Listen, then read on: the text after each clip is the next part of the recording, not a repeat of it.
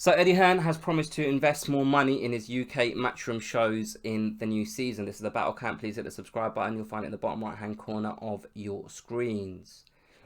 So Eddie Hearn was talking to Umar, IFL Umar, and Umar, by the way, I think has improved quite a bit over the last few months. I don't get me wrong, I've always thought he's a good interviewer, but I think he's become more confident to ask more difficult questions. And when he senses the guy that he's interviewing is a bit apprehensive to answer that question, he doesn't just jump in and try and change the subject to avoid the moment getting awkward. He just sits there and just shuts his mouth and waits for the fucker to speak. So big up Umar. But anyway, going back to the point of this video, Eddie Hearn said that they're going to change the strategy for the UK Matchroom shows. And they're going to invest more in each show. I just saw on Twitter, Michael Benson said that Sky and Eddie Hearn have agreed to consolidate the dates, which basically means less shows, but each show will be of higher quality effectively because of that. So they're going to, rather than spreading the budget so thin, they're going to put more money in each show but just have less shows. What does that mean for us as the fans? I think it's a good thing for us, the fans. And before I go into my opinion on this, when is this off season that boxing promoters always talk about? Oh, when the new season starts. What? Right now we're in the off season. When is this off season? Because fuck me, there's a fight on every week, and I ain't just talking in America. I'm talking here as well. Like obviously, Dylan White's fighting in at the end of July.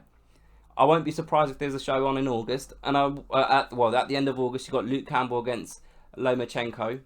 What is the off season like? 3 days during August. Do you know what I mean? It's I don't understand, man. I don't understand when this off season is and this on season. But anyway, I've gone off track again. So I think obviously it's common sense to come to this conclusion. I'm not saying anything new by saying I think it's a good idea consolidating the shows. We'll probably have more names, quote unquote names, on each show. I think they'll generate more interest for fans.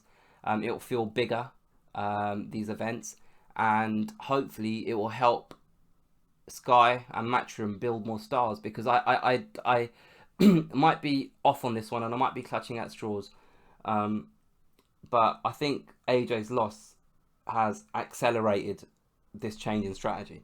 I think them seeing AJ lose and the possibility of looking at their roster and AJ being the goose that's been laying golden eggs for the last God knows how many years, looking at the rest of the roster, and it's just not up to scratch by the high standards, I must say, that Eddie Hearn has for himself, has kept for himself, by the high standards he has set for himself over the last few years. If you look at the roster, who is there? Dillian Whyte is a pay-per-view star, but he's on a fight-by-fight deal, so I don't think he will. I think they're quite secure in Dillian Whyte's loyalty to Sky and to Matchroom, even though he's on a fight-by-fight deal. But there is a chance that he might jump ship, and then after that, who is there? Who is the biggest who is the biggest star underneath that?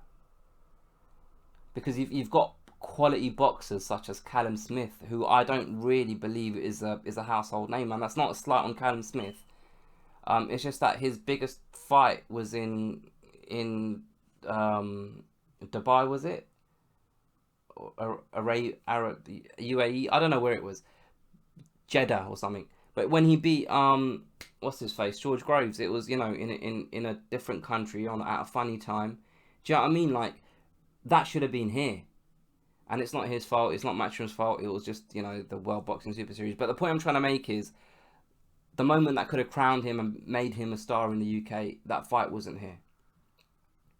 And going back to the rest of the roster, I haven't got it in front of me, but I can't really think of anyone that, like, I group these boxers as a boxer that all boxing fans will know. That's the first level of stardom in boxing. Then it's like just general sports fans that will know.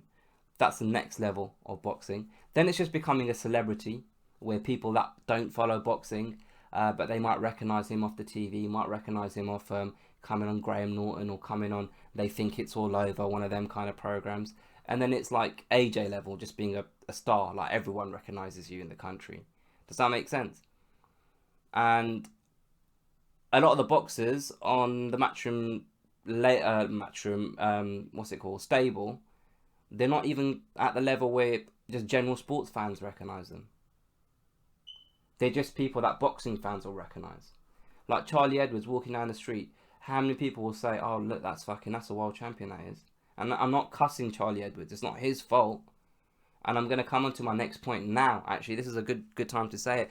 Who remembers a number of years ago, maybe about 6 or 7 years ago, where Sky changed their strategy and they removed all their budget for boxing content on TV and went digital with it because they thought they were going in the new age?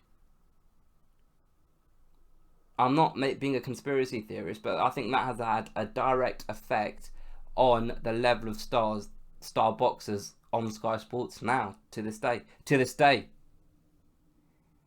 Like, who were the guys that benefited from coming on, what was that program? Adam Smith and Johnny Nelson used to present it. It wasn't Pound for Pound, was it? It was called something else. Ringside.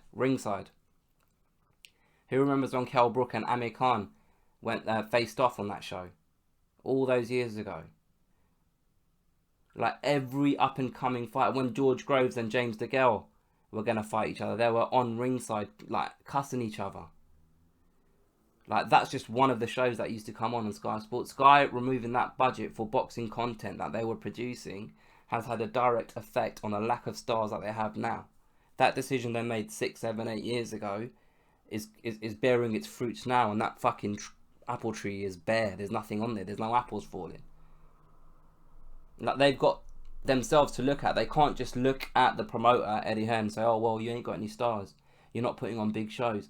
Like, it's the broadcaster's responsibility to invest in the stars as well. Do you know what I mean? Like, boxing isn't like any other sport. Like, it's not like football. Do you know what I mean? Where people are going to turn up week in, week out, irrespective. Like, the broadcaster needs to build these stars as well.